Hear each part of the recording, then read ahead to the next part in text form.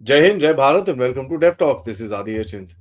अभी कल परसों में आपने न्यूज़ तो ज़रूर देखी होगी कि न्यूज़ीलैंड के अंदर खोतेस्तानी लोग ज़रा उल्टे-सीधे कूदने कूदने शुरू हो चुके हैं। एंड अगर आप देखेंगे कि वहाँ पर भी एक रेफरेंडम करने की काफ़ी कोशिश की जा रही है और कहीं न कहीं वहाँ पर भी काफ़ी केओस क्रिएट करने की कोशिश की गई। अब जो भी है केओस-वेओस तो बाद में देखेंगे, लेकिन मज़ा तब आया कि कहीं न कहीं जब ये केओस क्रिएट करने की कोशिश की गई, वहाँ पर न्यूज़ीलैंडर्स ने काफ़ी हद तक प्रोटेस्ट करा। उन्होंने बोला कि साहब ये चीज़ हमारी कंट्री में नहीं चलेगी। आप लोग जो अपना ये बकवास है, आप जहाँ मर्ज़ी लेके जाओ, लेकिन ये हमारी कंट्री में हम करने नहीं देंगे आपको। तो वो बड़ा इंटरेस्टिंग था। और as a matter of fact पिछली बारी जब प्रोटेस्ट करने की कोशिश करी थी, उसमें सारे 50 बंदे आए थे। ठीक है? तो वहाँ पर भी इनको काफ़ी झटका लगा कि यार ये क्या हो गया? इतने सारे करीब-करीब इस टाइम पे अगर मैं बताऊँ आपको, सिख पॉपुलेशन जो न्यूज़ीलैंड के अंदर है इज़ 53,000 पीपल। 53,000 लोग वहाँ पर हैं। और इतना सब कुछ करने के बाद भी वहाँ पर कुछ हुआ नहीं, तो ये भी इनको काफ़ी झटका लगा, यार ये क्या हो रहा है भाई? हमने तो इतना सब कुछ किया, हमने पूरी प प्लानिंग करी, लेकिन 5 आइज़ में से एक आँख तो गंदी हो रखी है। अब आपको यही पता है कि साहब अमेरिका थोड़ा इस चीज़ों से छुएगा नहीं, इन चीज़ों को अभी थोड़ा टाइम दूर ही रखेगा, लेकिन वहाँ पर भी रेफरेंडम होगा, ये मेरी आप लिख के रख लीजिए। उसके बाद कनाडा में तो चल ही रहा है, आपको पता ही है। कनाडास्तान तो पूरी तरह खालिस्तान बन ही रखा है, तो वो उसमें कोई हमको डाउट होना नहीं चाहिए। मैं तो कितने टाइम से बोल रहा हूँ यार, उधर ही बना लो अपना तुमको ज़्यादा पसंद है, लेकिन वहाँ पर कुछ खालिस्तानियों को पसंद नहीं है वो चीज़। बट कुछ को है, जिसके बारे में एक वीडियो आया था, जहाँ वहाँ पर वो बोल रहा था कि भई कनेडियन जितने भी सफ़ेद लोग हैं, यहाँ से आप छोड़-छाड़ के चले जाइए, क्योंकि ये तो हमारा देश है। तो ये भी चीज़ चल रही थी। अब देखिए, मैं आपको आगे इसके बारे में कुछ बताने, और न्यूज़ीलैंड की गवर्नमेंट से ऑलरेडी एक रिएक्शन आ रहा है, इसके बारे में बताने से पहले मैं आपको बताऊँ, अवतार सिंह पन्नू अवतार सिंह पन्नू है अपने का भाई, और वो आया हुआ सिख फॉर जस्टिस प्रेसिडेंट है। कहता, उसने आगे कहता कि मैं एकदम यूएस से अभी इसी के लिए आया हूँ, और कहीं न कहीं मैं यहाँ पर पूरा ये इतना रैली करूँगा, मैं सब कुछ करूँगा। एंड कहता है कि साहब मैं यहाँ बड़ी बड़ी जल्दी खालिस्तानियों को अपनी कंट्री मिलेगा। अरे भाई, कंट्री रेडी है, जाके ले लो कनाडास्तान में, कोई टेंशन किसको है? तुम तो खालिस्तानी हो, जस्टिन ट्रूडो भी तुम्हारा ही बंदा है, ले लो, खत्म करो यार, किसने मना करा है? बट फिर भी यही, मतलब वो प्रोटेस्ट लगे रहते हैं, लगे रहते हैं, लगे रहते हैं। चलिए कोई बात नहीं, ये सब भी चलते रहने दीजिए। तो अगर आप देखिए यहाँ पर न्यूजीलैंड की गवर्नमेंट से एक रिएक्शन आया। न्यूजीलैंड की गवर्नमेंट ने पहले तो ये जो सो कॉल्ड, सॉरी, मैं मेरा वर्ड नहीं है, ये न्यूजीलैंड गवर्नमेंट का वर्ड है, कहते हैं so called Khalistani referendum, so called, हाँ। तो उनकी तरफ से तो बड़ा क्लियरली है कि वो मानते नहीं है इन चीज़ों को। And as a matter of fact उन्होंने बोला, हाँ जी, हम मानते हैं, ठीक है, आपकी जो राइट्स है, हमारे यहाँ पर फ्रीडम कर लीजिए, कोई टेंशन नहीं है। लेकिन भारत की जो सॉवरेनिटी है और टेरिटोरियल इंटीग्रिटी है, हम उसको पूरी तरह से रिस्पेक्ट करते हैं और पूरी तरह से रिकॉग्नाइज़ भी करते हैं। यहाँ पे भारत से बाय द वे अभी तक कोई स्टेटमेंट ऑफिशियली कुछ नहीं आया है। तो ऑब्वियसली पीछे से फ़ोन कॉल्स गई होंगी, भाई साहब हेलो, आपको इस डायरेक्शन में जाना है तो फिर देखिए हम आपके साथ क्या करते हैं। नहीं, नहीं, नहीं, नहीं, नहीं, हम ज़रा स्टेटमेंट वेटमेंट डाल देते हैं यार, कोई प्रॉब्लम नहीं है।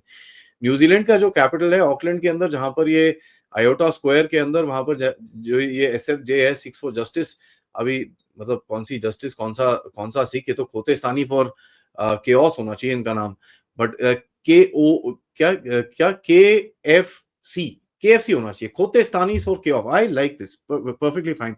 जरा आप कमेंट बॉक्स में बताइए, आपको ये खोतेस्तानी फॉर केओस नाम अच्छा लगता है फॉर दिस पर्टिकुलर ऑर्गेनाइजेशन? तो जरा इसको मैं फिर आगे यूज करना शुरू करूंगा।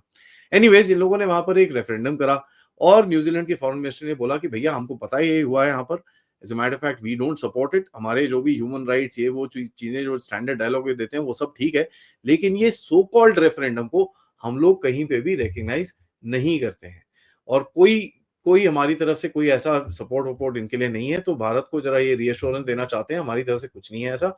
और ये चीज आती है जब भारत ने कोई स्टेटमेंट ही नहीं दिया अभी तक, तो उनको भी समझ में आ गया होगा, या बैकएंड पे कोई फोन कॉल गया होगा कि भाई साहब हेलो, थोड़ा जरा अकल अकल मना लो। चलिए कोई बात नहीं, यहाँ देख लेते हैं। अब कनाडास्तान में भी आपको पता है काफी सारी टेढ़ी मेढ़ी चीजें चल रही हैं। अर्श दल्ला को उठा लिया अर्श दल्ला को उठा लिया ओंटारियो पुलिस ने, लेकिन ओंटारियो पुलिस की तरफ से कोर्ट में एक एक स्टेटमेंट दिया गया, और कोर्ट ने एक ऑर्डर दिया है वहां की मीडिया को कि अर्श दल्ला के बारे में कोई भी न्यूज अभी इस टाइम पे कनाडा में ब्रॉडकास्ट नहीं होगी। चक्कर क्या हुआ, ये अर्शदल्ला अरेस्ट हुआ था 28 अक्टूबर को। 28 अक्टूबर तक तो सब कुछ शांत था। करीब करीब 6-8 नवंबर, 8 या 10 नवंबर के करीब करीब में भारतीय मीडिया को कहीं से पता चला। अब वो कहीं से कहां से राह की साजिश हुई है वो मुझे नहीं पता, बट कहीं से पता चला, और उन्होंने आके ये पूरा एक्सपोज कर दिया अपनी मीडिया मीडिया के ऊपर कि साहब ये इस बंदे को कैनेडियन ने अरेस्ट करा है। उसके बाद यहाँ पर 1-2 दिन बवाल मचा, ऑनलाइन पूरा बवाल मचा, फाइनली जाके कैनेडियन मीडिया को एडमिट करना पड़ा कि हाँ जी, इसको पकड़ रखा है। अब जैसे ही वो करा तो ऑब्वियसली ये जसतिंदर की तो यार ये क्या हो गया? तो उसने फटाफट फ़ोन घुमाया होगा ओंटारियो में, "ओए कोर्ट वोर्ट को बोलो यार चुप करे, क्या कर रहे हो?" तो सबको भई चुप करा दिया कि भाई कोई भी मीडिया हाउस इसके बारे में बात नहीं कर सकता है। चलिए ठीक है, इसको देख लेते हैं। कल बड़ा फ़नी सी चीज़ हुई। कल हुआ देखिए एक और बंदा है जिसका नाम है अनमोल बिश्नोई जो लॉरेंस बिश्नोई का एक उसका छोटा भाई है। इसके बारे में भारत ने काफ़ी हद तक यूएस को डिटेल्स दे रखी हैं और as a matter of fact उसके ऊपर एक 10 लाख रुपए का इनाम भी है, एनआईए की तरफ से। 10 लाख रुपए का इनाम तो अलग है और भारत ने तो उसके बारे में पूरा डॉसियर-शॉसियर और एक्स्ट्राडिशन के लिए भी माँग करी हुई है। कल कैलिफोर्निया में पुलिस ने उसको अरेस्ट कर लिया। तो ये बड़ा फ़नी हुआ यार, ये क्या है भई? अनमोल बिश्नोई को भी आपने उठा लिया, उधर पे हर्ष डल्ला को उठा लिया। ये चक्कर क्या है? ये हो क्या रहा है? तो ये थोड़ा इसको थोड़ा-सा डिग करके देखते हैं कि मेरे को क्या मिला यहाँ पर। देखिए as it is he is a wanted guy, ठीक है? ये चीज़ तो पता ही है और वहाँ पर ऑर्गनाइज़्ड क्राइम इन चीज़ों में काफ़ी हद तक ये चीज़ें चलती हैं। ये जब 2 ऐसे अरेस्ट होते हैं, इसके अंदर सिर्फ़ 2-3 सवाल बाहर निकलते हैं, जो मैं आपसे आपके सामने रखना चाहता हूँ। अभी तक ऑब्वियसली मेरे पास तो पूरे आंसर है नहीं, बट मैं अपना ओपिनियन ज़रूर आपके साथ रखूँगा। पहला चीज़ मिलती है कि यार इन लोगों को अकल आ गई, ठीक है ना? कि इन लोगों को अकल आ गई कि साहब ओहो! नहीं यार ये तो क्रिमिनल है, इनको उठा लेते हैं। चलिए दैट इज़ अ पॉसिबिलिटी चाहे जितनी कम पॉसिबिलिटी हो बट पॉसिबिलिटी है। दूसरी चीज़ जो दिमाग में आती है कि हाँ, ये ट्रम्प इफ़ेक्ट है कि भई ट्रम्प आ रहा है, यार ये सब चीज़ों को ज़रा साइड करो नहीं तो पंगे हो जाएँगे। इसने आके भारत को ये दे दूँ दिए तो हमारे तो पूरी बैंड बज जाएगी यहाँ पर। तो जो दूसरे सवाल से तीसरा सवाल जो कनेक्शन में आता है कि साहब ये प्रोटेक्टिव कस्टडी तो नहीं है? जैसे भारत ने वो जो विकास यादव है उसके ऊपर केस-कूस चला लिया कि आप अब जब तक ये केस खत्म नहीं होता आप उसको एक्स्ट्राडाइट नहीं कर सकते। ऐसे ही तो कुछ करने की बात नहीं चल रही क्योंकि यार डेमोक्रेट्स के ये जितने भी सीआईए के टट्टू हैं उनको अगर आप बचा के रख लो, तो कल को अगर ट्रम्प चाहे भी तो वो बाहर नहीं भेज सकता जब तक इनका अंदर का केस नहीं चल रहा हो। और आपको पता ही है वहाँ पर कोर्ट सिस्टम्स ये वो पूरी तरह से जॉर्ज सोरोस के टट्टुओं ने पकड़ के रखा हुआ है। उसमें भी बाय द वे एक अपडेट है जो मैं आपके सामने रखूँगा क्योंकि वो बड़ी इंटरेस्टिंग सा एक कहानी है। नाउ अगर ये तो प्रोटेक्टिव कस्टडी है तो बड़ा ही इंटरेस्टिंग खेल खेल रहे हैं कि यार पहले तो तुम मान लेते हो खुले में आके कि भैया ये तो गैंगस्टर लोग हैं, इन्होंने टेढ़े-मेढ़े काम करे हैं तभी हमने इनको उठाया है। ठीक है? और अनमोल बिश्नोई तो वहाँ पर फेक पासपोर्ट लेके गया हुआ था। ठीक है? तो अमेरिका को क्या अकल आ गई है? क्या ये ट्रम्प इफ़ेक्ट है?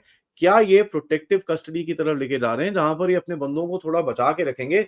एक तो भारत के अननोन गनमैन से और दूसरा ट्रम्प की आँखों से, जहाँ पर अगर भारत कोई ट्रम्प के साथ नेगोशिएशन कर ले, तो इनके ऊपर जब तक अमेरिका के अंदर केस चल रहे हैं, तब तक इनको एक्स्ट्राडाइट नहीं कर सकते आप।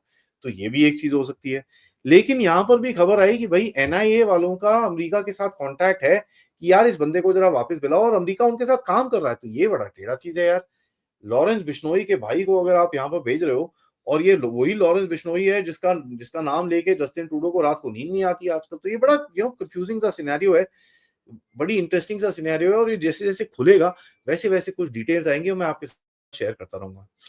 मैंने आपको बताया कोर्ट सिस्टम्स के बारे में, देखिए इनके कोर्ट सिस्टम्स इतने बायस हैं कि वहाँ पर जॉर्ज सोरोस के टट्टू भरे हुए हैं। जैसे है न्यूयॉर्क, न्यूयॉर्क में डेमिन विलियम्स करके एक इनका जो प्रोसिक्यूटर है, वो ऑफ कोर्स अगर आप उसके जस्ट विकिपीडिया में जाइए, उसको आप सर्च कर लीजिए, आपको दिख जाएगा कि Paul and daisy Soros foundation के अंदर उसने काफ़ी काम भी करा हुआ है और काफ़ी हद तक सोरोस के पूरे ऑर्गनाइज़ेशन ओपन सोसाइटी इन चीज़ों में काफ़ी हद तक एसोसिएटेड भी है।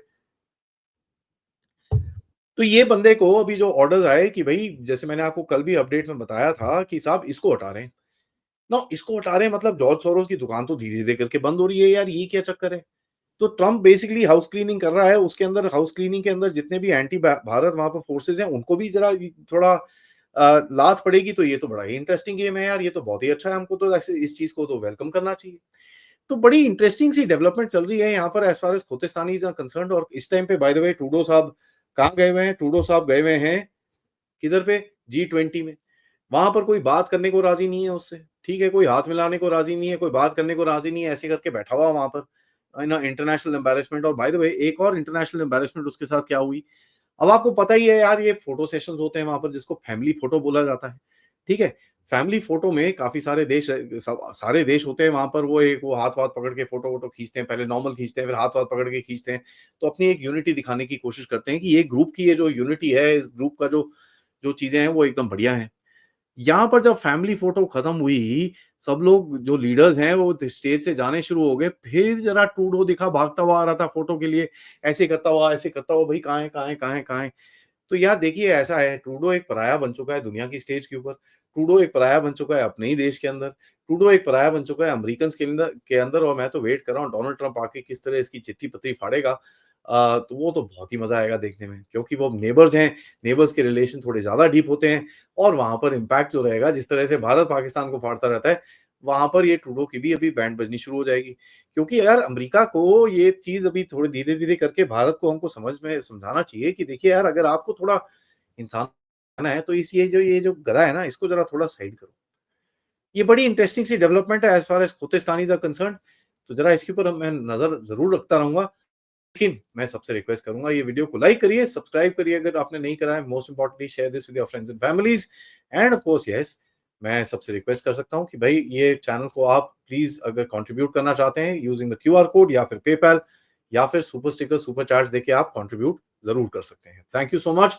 जय हिंद, जय भारत।